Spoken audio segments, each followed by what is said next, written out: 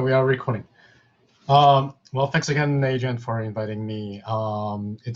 We've known each other for about 11 years now, since you first published some poems of mine back when you were poetry editor to Bombay Jane. So it's kind of surprising that we are only meeting face to face via Zoom now.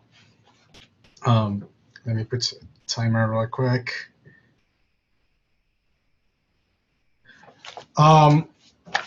And it's also a good timing because I just spent a sabbatical from writing for the past couple of years, working mostly in illustration, comics, and a little bit of music. And it was only maybe a year ago when I started writing again. So the first project I'm going to read from, I'm going to read new things and old things. But right now I'm working on a project titled Ways Translate. Being an immigrant who has learned in British English in school, I'm always kind of fascinated with some of the idioms of American English. So that's where the project started, and then I started instead exploring things that are very American instead. So Ways to Translate. It did not begin with red tip, mistaken for the absence of a red tip. It's you at the end of a brittle plastic machine, filtered out by the differing effects of digital processing. All it takes is for the mistake to turn into a whip or a shot. The run is cut short with the curtain drop, halfway through exit left. La scène devrait être répétée. How tissues will tetanize at the point of impact. Drop the prop near the body to explain its mingle shape.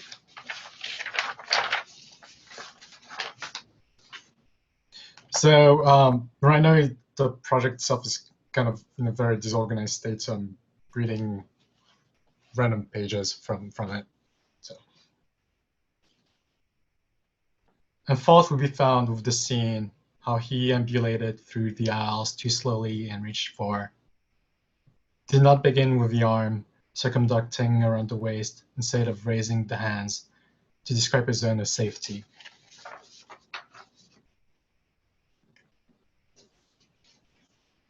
How the spine couldn't bend any further back, despite the pressure exerted between his scapula, despite the chokehold.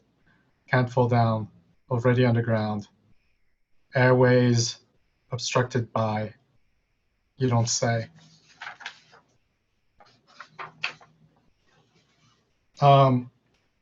This one is actually the poem that started the series, where I'm playing with Elizabeth Bishop's One Art, but it was basically written on the occasion of the wedding between the poet Matthew Henriksen and his partner Samantha.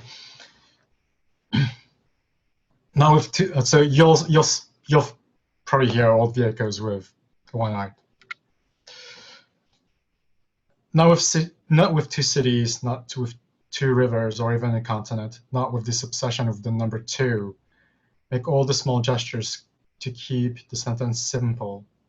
Between two cities steps through glacier tops, a desert basin and a prairie, or perhaps a journey south between two rivers, an open hand for times of drowning, or to reach through a plexiglass window toward a new shore or new continent on a rickety fishing boat by night, while we'll hold on to all those who would miss us, more than just two words, one shape, then another, and.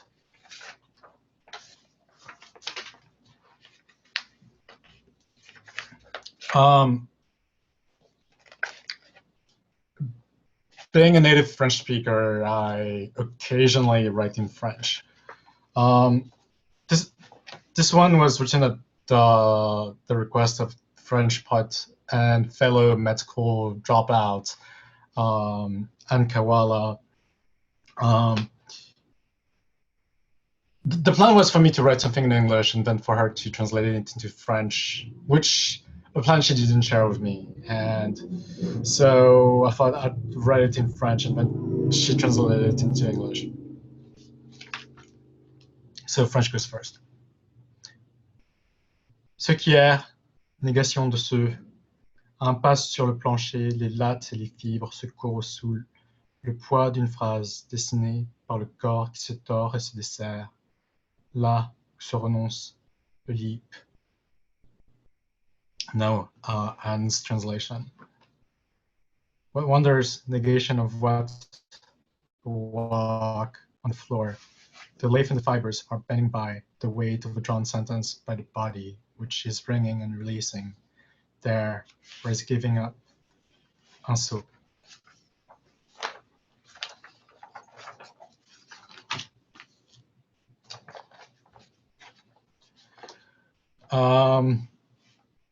And this one is titled Autour, around, for the Montreal poet and fellow metalhead Benoit Jutras. And sadly, there's no translation for that one yet, because I don't really like translating myself. Enchaîné au précédent, lui qui, il se, déplace sans mots à travers la chambre, avec le teint d'un miroir sans verre, sans cadre. Elle, qui ne se répète pas, au fond 4 objets uniques et nombreux en eux. Une lettre tombe sans couleur, elle.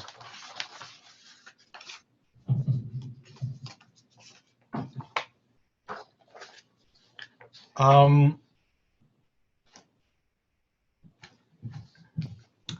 couple of years ago, I was kind of reading a lot about the Silk Road, especially at its apex under the Han Dynasty, and how pieces of Roman glass was found in archaeological sites in the imperial capital of Chang'an, now Xi'an, in the Shaanxi province. And yeah, glass is kind of a fascinating material, right? It's an impure alloy of silicate and lead and other things, and yet it has this crystalline structure. So this poem is titled "The Glass Transition," which is a physical point, where under certain parameters of pressure and temperature, glass goes from liquid to solid. The poem itself was going to explore the geography of the Silk Road, the physics of glass, the optics. I think this part is the one that is concerned with the physics of glass. So the glass transition. Even through heat and pressure, an occlusion may be found within the material, a trace of carbon that binds still in fracture.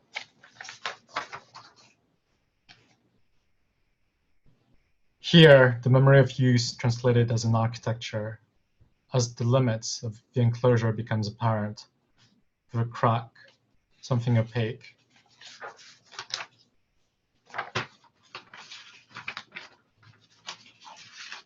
Aragonite, silica, fulgurite, quartz, liquid names, disposed to contain a gesture, what comes to touch, a matter of perspective, no dimension to describe opacity. Yeah, that's last line is completely wrong if you know a little bit of Photoshop.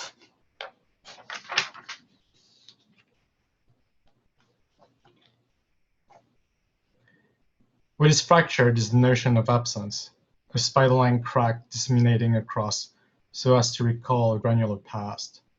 This fault line cleaves what stands on the other side.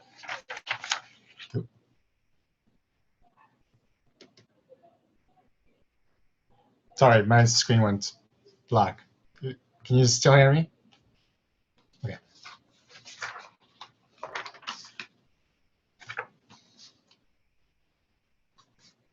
And this should be the last one.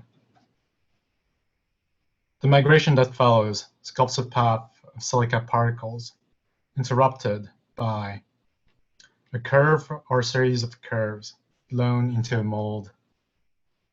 The act of translating into shape entails a measure. Thank you.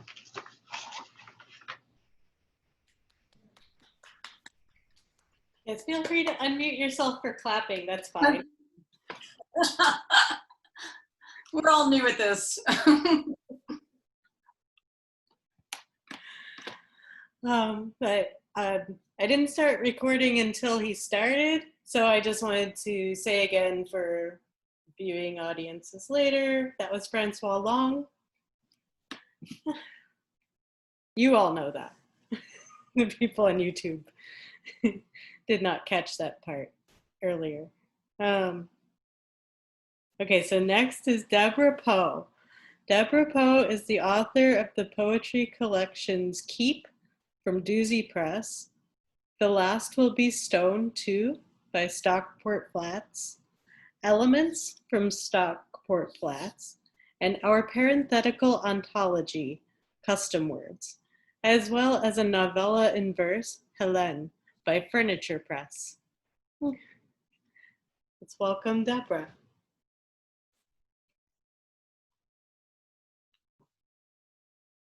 Thank you, Adrienne. Thanks again for inviting me.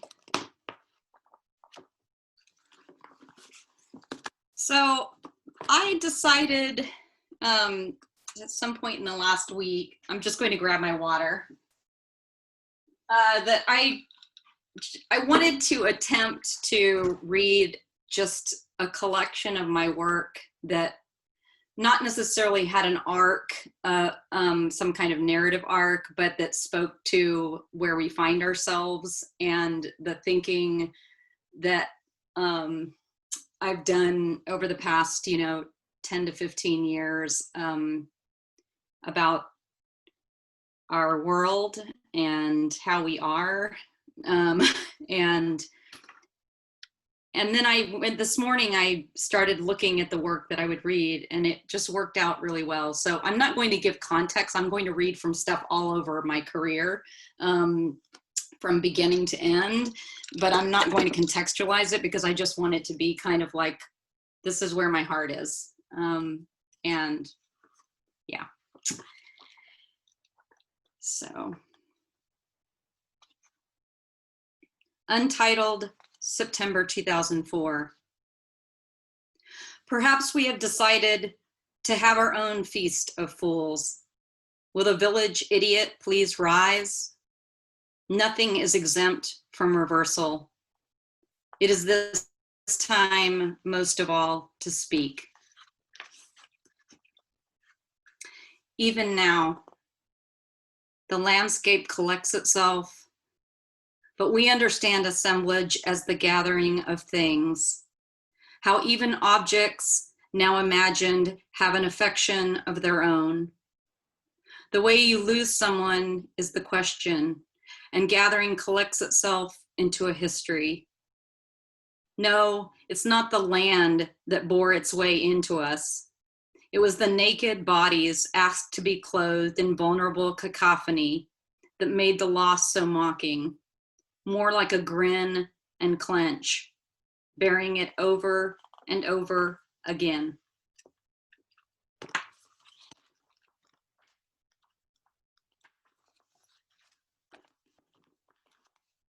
Silicon.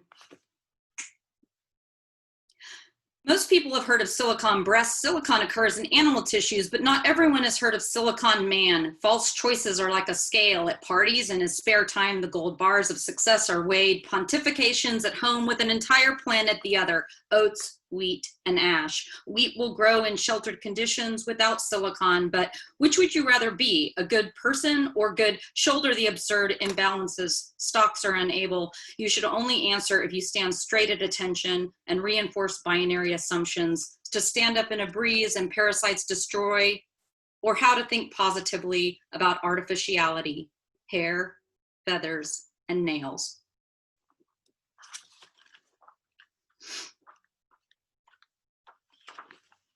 Can you hear me all right? Not too loud? Okay, thank you.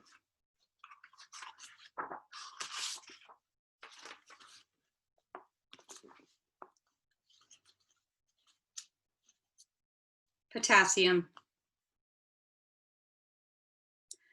The last line of this poem, by the way, is Robin Blazer. So I just wanted to say that ahead of time. Potassium. Silence holds physicality stable and radioactive because reason, logic, definition, language, and tools of the non-physical can be said in any language to fail, at least so far as they describe the physical world. Or so theory says of silence, the place of passion, the physical, the quiet body untrusted. Question, what is the originating silence? Answer, nerve impulse. Question, why mistrust the place of passion or the physical? Answer, transmission. Come to silence, flammable objects. In an undoubtable stage, or shall we assuage staged assassination? Before you speak, perihel brain, think totalitarian. In all such situations, silence does not last long in the real world. The real world. The real world. Come now.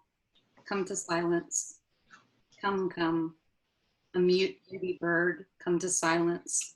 Stained glass outward facing the -12 or Plymouth Rock. Silence is not spectacular after all.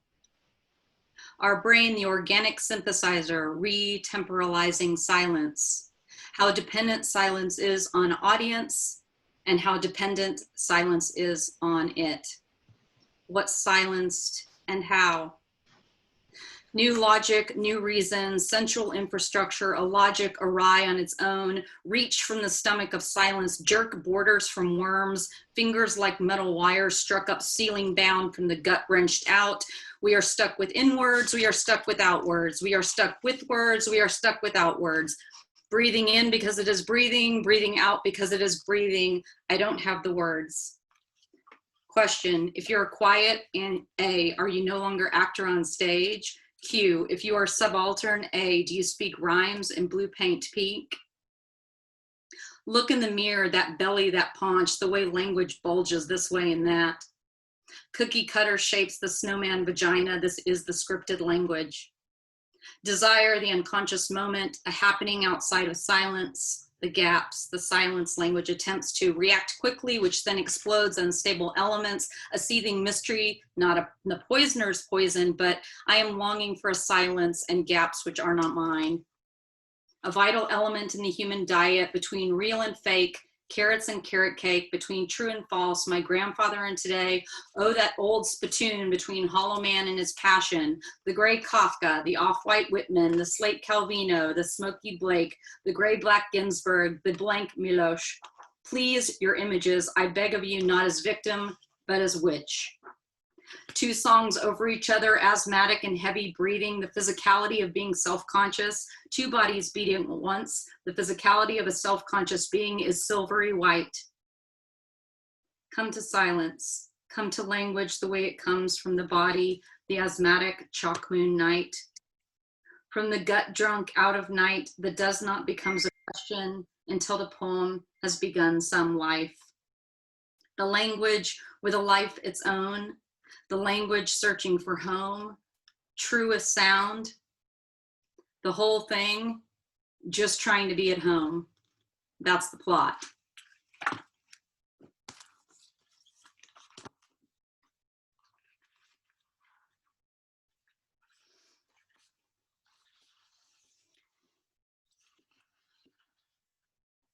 There are two sounds you should know of. At night, there is the sound of the train traveling toward you. It is both masculine and feminine. Masculin et féminin. It is feminine because the air takes it in fingers of night, in silk-fingered fringe. The train plays. And the geese, the masculine wings like the train, both are looking for home. There are 20 hungry cats outside my window every night. There are sounds I cannot feed.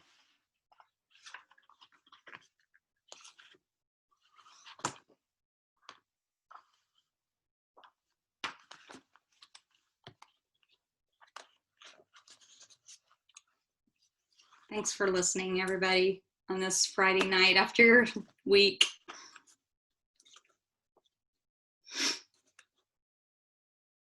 The storm.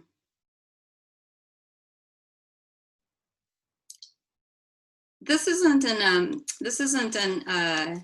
ekphrastic, but it's in relationship with the monk painting The Storm. If anybody knows that storm, if anyone knows that storm, if anyone knows that painting.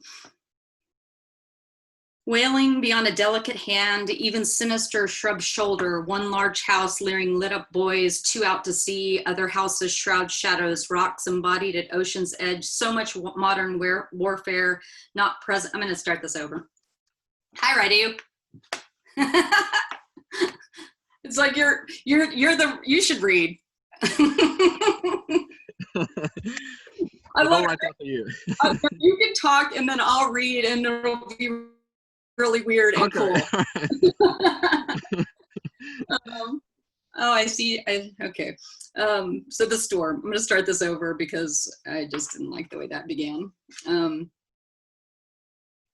Wailing beyond a delicate hand, even sinister shrub shoulder, one large house leering lit up boys, two out to sea, other houses shroud, shadow rocks embodied at ocean's edge. So much modern warfare not present to itself takes place in the mind, as if nowhere tree bent back, sky breaking, the wall and a samite velvet walkway, back a woman grasped either side of her face. It matters she's dressed in the sum of all colors, gathering of women, a morning chorus behind her. Perhaps the men have been fighting lions in golden cages. Now they hack each other up at sea.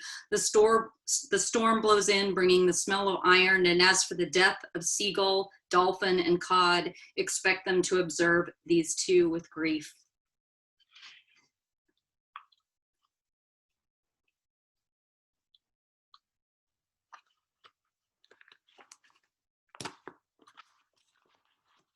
I'm usually much more precise about my timing, so and I am not tonight, so I'm going to read one more, and I think that's probably about 10 minutes. Hopefully it's about right.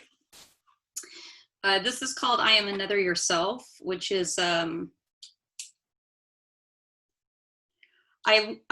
found out about the phrase or sentence from Raul Zurita, but it's Mayan Code of Honor.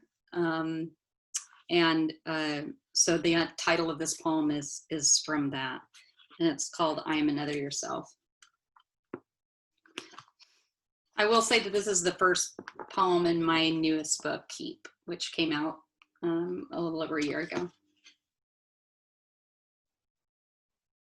The cliffs cut between two countries displace agitation between two hemispheres, such mountainous territories of mind. There is luxury to write this, the baking, the sleeping, the shooting. By the time you've read this, quadrillions of signals fire. There's no soul, no 21 grams. What's left? Brain, 2% of the body's weight, seizes a chunk of the body's oxygen and bolts. At a museum, the Ferrari's plaque reads aluminum and titanium, not watercolor, acrylic, or oil. The nervous system trajects information like heart circulates your blood.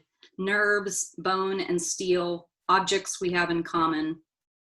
Below the bridge, which could always be blown up, in the last few seconds, what you and I remember relies on synapses, mental acts, artifacts, fresh tortillas, front yard, the writing on the wall. Thank you.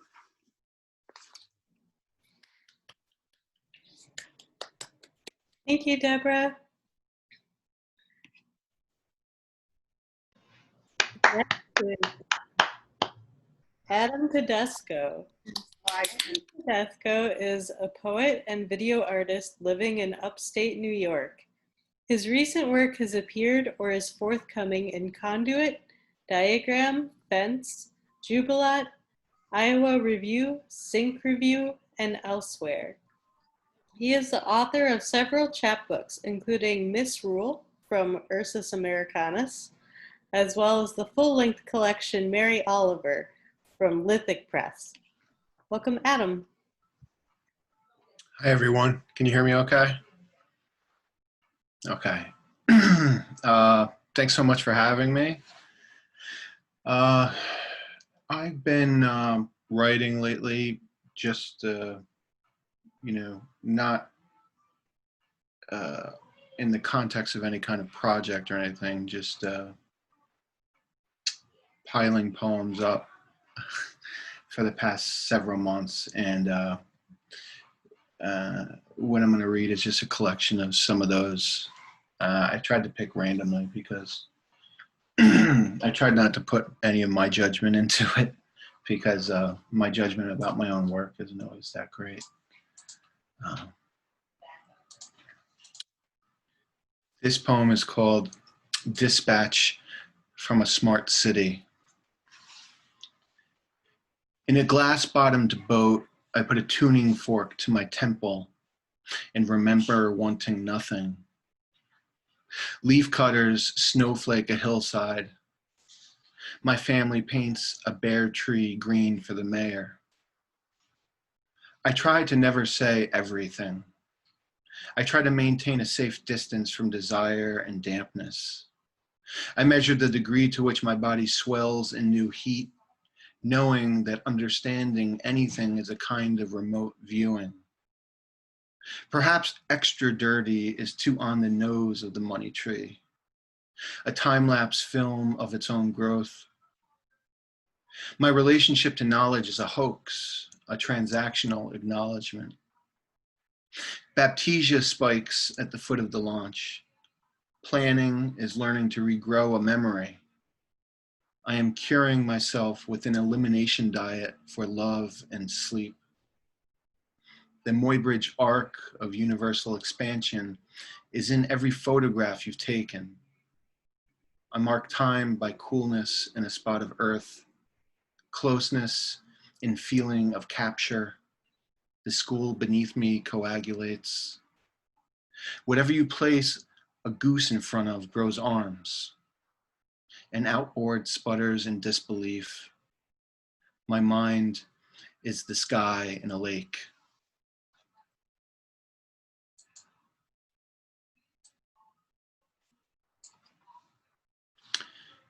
Care for this prosthesis as if it were your own personal apocalypse. A false sense of limbousness carried in alms bowl under lime arbor, like the ache of arched trigger flexors never thought of. The sinking nose on the caving face of too much pleasure for one's own good, or the owl implanted in the wrong place and time. Any amount of feeling less than what I choose to voice about what's missing subtracts itself from a list of things easily balanced. And I think to myself, who? What's easy in this agnosticism with no beginning but end? The punctuation of feet sounds, flash of Zeppelin. What clary ghost follows, mistaken for life? Rattled zags through a hollow cane.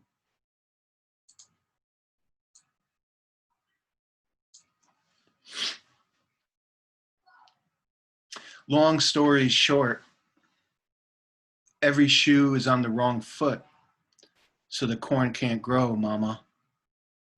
This has nothing to do with you. Dry forest ooop, photographic hide.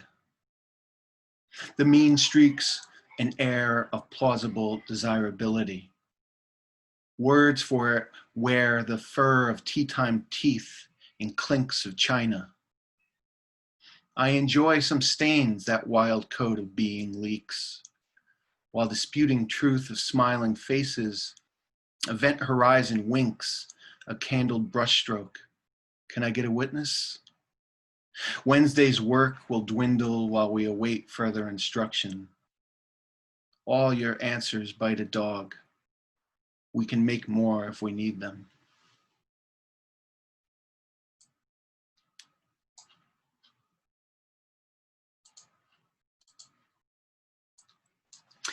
Between fires, pleaselessly, a drum roll ceases in that French film about war. I've always mispronounced the name of what I desire, with my back to the door as I breathe against a window. I imagine awakening to a new possibility in people, a freedom of speechlessness as action persists in silence. Everything comes true behind a sequence of blank frames. And it feels unlike a poem to share with you that light, like small and crooked hate.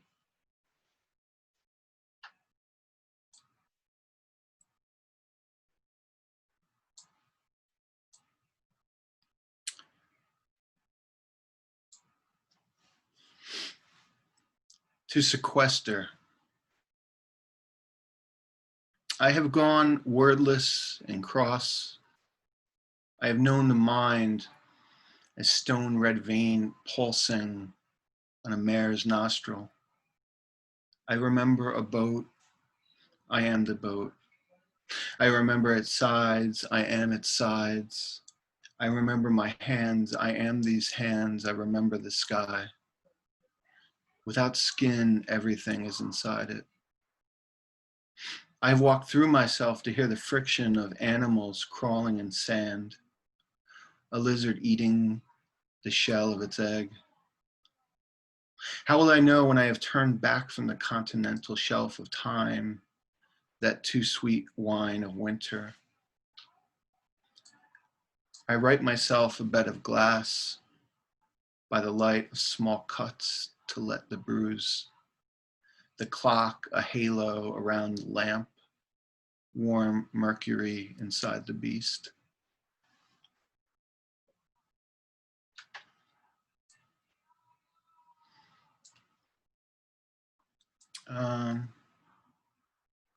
This poem is called Reemergence of the Carner Blue. You are encouraged to destroy the art hanging on our walls. These are your walls too. Yes, we are an institution, and you will always be what you are. This is not a bad situation, just not what we had planned. Days are not as long as we would like. Our mouth is never big enough to hold a simple word. Please consider the endless possibilities of honey. There are many forms of life we can't keep out. You are encouraged to destroy our walls. You are encouraged to foster an environment of excitement. Endangered butterflies are repopulating on our grounds. Please pardon our dust. New home construction is rebounding. We have always been in the pretzel business. Please dispose of your waste. We know who you are. Please observe a moment of silence. You are encouraged to clean the floor. Once in a decade, an opportunity such as this one presents itself. Please strike the record.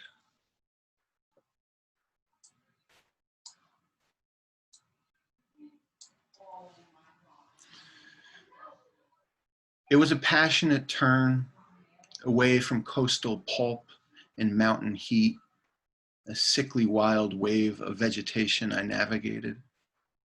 Garbage can, flies, chew through a timeline. Before I was stung, I thought I had felt enough of the penalty box. Spoiled victors laureled in lime rind cloy, a made man's flexing peach pits. Wrapping this beef on my knees makes sense of it, the difference between a florist and sheer botany. In desert red, I thought I felt myself name the color twice. Tonight, the sky smells and turns of thick milk and drugs. No longer afraid to dance, I diagnosed myself with a cut-up heart. And again, I go on thinking. All right, I'll read one last poem. It's called secret history. I left my mind in a flyover state called walking outside in the street. I saw the machine made of animals refusing to acknowledge it exists. It was a well-slicked gear that snared me. All the sense I'm fit to make, like eggs, stood upright on walls. Berries are waiting to sing their song. Thanks so much, everyone. Thanks for listening and thanks for inviting me. Thank you.